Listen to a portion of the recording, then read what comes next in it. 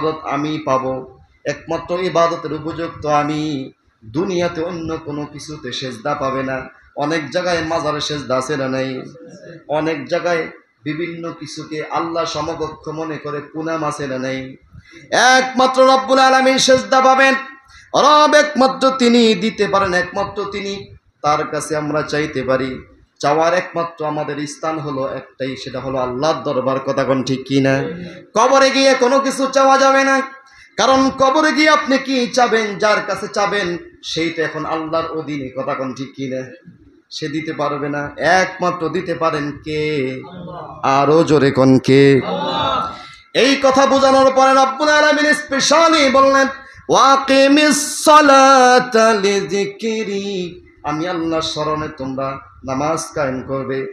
এরপরে রব্বুল আলামিন এই তিনটা চারটা কাজ দেওয়ার পর রব্বুল আলামিন হযরত মূসাকে সতর্ক করলেন, ইন্নাস সাআতা আতিয়াতুন আকাদু খুফিহা লিতুজজা কুল্লু নাফসিন বিমা তাসা।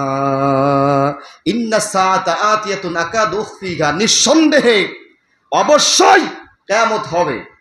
অবশ্যই কিয়ামত হবে। কিয়ামত হবে না? অবশ্যই কিয়ামত হবে। এরপরে আকাদু খুফিহা লিতুজজা কুল্লু নাফসিন বিমা তাসা, এই কিয়ামতকে আমি আল্লাহ পাক গোপন রাখতে চেয়েছি, গোপন রেখেছেন। কিয়ামত যে কবে হবে পৃথিবীর কেউ জানে? কোন নবীদেরকে আল্লাহ পাক জানান নাই যে কিয়ামত ঠিক নির্দিষ্ট করে ওই দিন অমুক তারিখে অমুক সালে হবে। এটা কোনো নবীও বলতে পারবেন না। এমনকি কোনো ফেরেশতাদেরকে আল্লাহ পাক বলেন নাই, স্পেশালি নিজের কাছে রেখে দিয়েছেন। আল্লাহু আকবার। কেন রেখে দিলেন? কুল্লু নাফসিন বিমা তাসা, প্রত্যেকের নিজ কর্ম ফল অনুযায়ী তাদেরকে সেদিন দেওয়া হবে। কারণ আমি যদি বলে দেই অমুক সালের অমুক দিন কিয়ামত হবে, তাহলে মানুষ আতঙ্কিত হবে। যেমন এখানে আমরা বসে আছি, আপনি বসে আছেন, আপনাকে আমাকে যদি বলা হয় যে আগামী শুক্রবার 3টার সময় আপনাকে আপনার মৃত্যু, আজরাইল এসে জানটা নিয়ে যাবে, যদি প্রত্যেকটা মানুষকে জানিয়ে দেওয়া হতো যে অমুক দিন অমুক তারিখে আপনার মৃত্যু হবে, বলেন তো সে জানার সাথে সাথে ওই দিন থেকে দুনিয়ার সমস্ত কাজকর্ম তার কাছে এলোমেলো হয়ে যেত। কথা কোন ঠিক কিনা? এলোমেলো হতো না?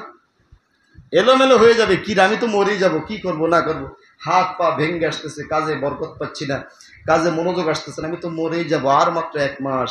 এরকম যেতে যেতে যখন 1 সপ্তাহ চলে যাব, আর মাত্র 3 সপ্তাহ বাকি আছে। আস্তে আস্তে যখন আর 1 সপ্তাহ বাকি থাকবে, 1 সপ্তাহ পরে তুই মরবি, আপনাকে জানিয়ে দেওয়া হলো 1 সপ্তাহ পরে তুই মরবি, আজরাইল এসে তোর জানটা নিয়ে যাবে। 1 সপ্তাহ আগে যদি আপনাকে কোরমা বিরানি পোলাও দিয়ে আপনার সামনে আনা হয়, আপনি কি খাবেন? হ্যাঁ আমি তো মরেই যাব, খাবো কি, সরা, আমি তো মরেই যাব। আপনি একটা পাগল হয়ে যাবেন। এই যে একটা বিশৃঙ্খলা সৃষ্টি হবে পৃথিবীতে, প্রত্যেকটা মানুষের মধ্যে একটা বিশৃঙ্খলা ভাব তৈরি হবে, পৃথিবীটা এলোমেলো হয়ে যাবে। এই জন্যই তিনি কিয়ামতটাকে, মৃত্যুটাকে গোপন রেখেছেন। আল্লাহু আকবার।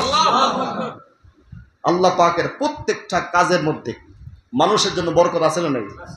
আপনি সংসার করবেন, বিয়ে শাদী করবেন, মৃত্যু আপনার তারিখ জানা আছে, তারিখ জানা থাকলে আপনি কিছুই করতে পারবেন না। তাই বলি কি মৃত্যু হবে না? কিয়ামত হবে না? আল্লাহ পাক রব্বুল আলামিন সুন্দর করে হযরত মূসাকে দ্বিতীয় ধাপে তিনি বললেন, ওহী কিন্তু আসতেছে। ওই যে তিনি তুর পাহাড়ে দাঁড়ানো, ওই অবস্থায় এই কথাগুলি আল্লাহ পাক নাজিল করতেছেন।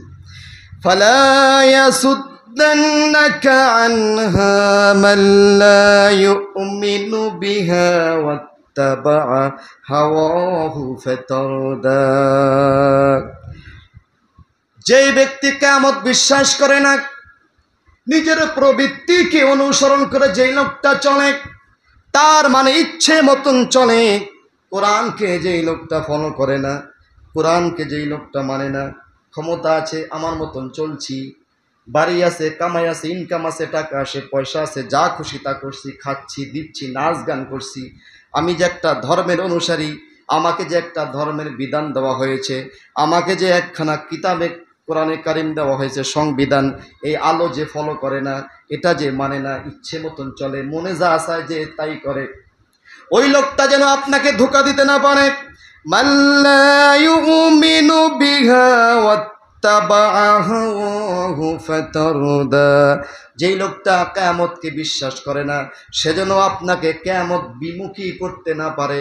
যদি আপনি কিয়ামত বিমুখী হয়ে যান, তার মতন যদি কিয়ামতকে বিশ্বাস না করেন, মানে আল্লাহর দরবারে উঠতে হবে, হাজিরা দেওয়া লাগবে, দুনিয়ার সমস্ত কর্মকাণ্ডের জন্য আল্লাহর দরবারে হিসাব কিতাব আছে, এই কথাটা যে বিশ্বাস করে না, সে যদি আপনাকে তার মতন বানিয়ে ফেলে, তাহলে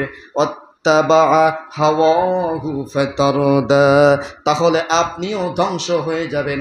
আল্লাহ রাব্বুল আলামিন হযরতে মূসাকে বললেন, তার সাথে আপনার একমত হওয়া যাবে না। হাজারো মানুষ বলবে, হাজারো লোক বলবে কিয়ামত বিশ্বাস করি না, দুনিয়াতে যা খুশি তাই করব, যেমনি খুশি সামনে চলবো, কিয়ামত তেমত কিছুই বিশ্বাস করি না, মরে যাব, গলে যাব, পচে যাব, মাটি চাপা দিয়ে আসবে, মাটির সাথে মিশে যাব, কিসের কিয়ামত, কিসের হিসাব কিতাব। এইরকম কথা আমাদের মধ্যে আছে না নাই? এরকম কথা দোকানে পাটে বিভিন্ন জায়গায় আম মানুষও বলে, মুসলমান সেও বলে, নাস্তিকদের কথা নাই বাদই দিলাম, ইহুদি খ্রিস্টান বৌদ্ধ নাসারা কাফের তাদের কথা বাদ দিলাম, মুসলমানের মধ্যেও এমন কথা বলা লোক আছে না নাই?